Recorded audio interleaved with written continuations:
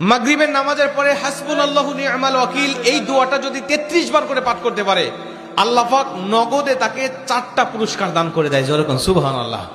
এবং এই পুরস্কারগুলো আপনি নিজের চোখে দেখতে পারবেন যে হাসবুনাল্লাহু নি'মাল ওয়াকিল এই দোয়াটা পাঠ করার কারণে আল্লাহ পাক আপনাকে কি কি বেনিফিট দান করেছে। 1 নম্বরে আল্লাহ পাক আপনার দুশ্চিন্তা, আপনার টেনশন আল্লাহ পাক দূর করে দিবে। আপনি যত বড় দুশ্চিন্তায় থাকেন না কেন, আপনার টেনশন আপনাকে একদম শেষ করে দিচ্ছে। আপনি যদি হাসবুনাল্লাহু নি'মাল ওয়াকিল মানে আল্লাহ আমার জন্য যথেষ্ট, আল্লাহ আমার জন্য অভিভাবক হিসেবে যথেষ্ট, আপনি যদি দোয়া করতে পারেন, আল্লাহ পাক বলেন যে আমি আল্লাহ পাক তার টেনশন, তার দুশ্চিন্তা একেবারে দূর করে দেই। এটা হলো প্রথম নম্বর বেনিফিট।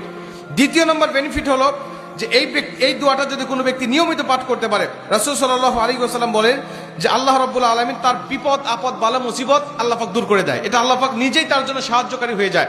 বিপদ আপদ বালা মুসিবত তার সামনে আর কিচ্ছু রাখে না। আপনি যত হাসবুনাল্লাহু নি'মাল ওয়াকিল পাঠ করবেন, তত আল্লাহ পাক আপনার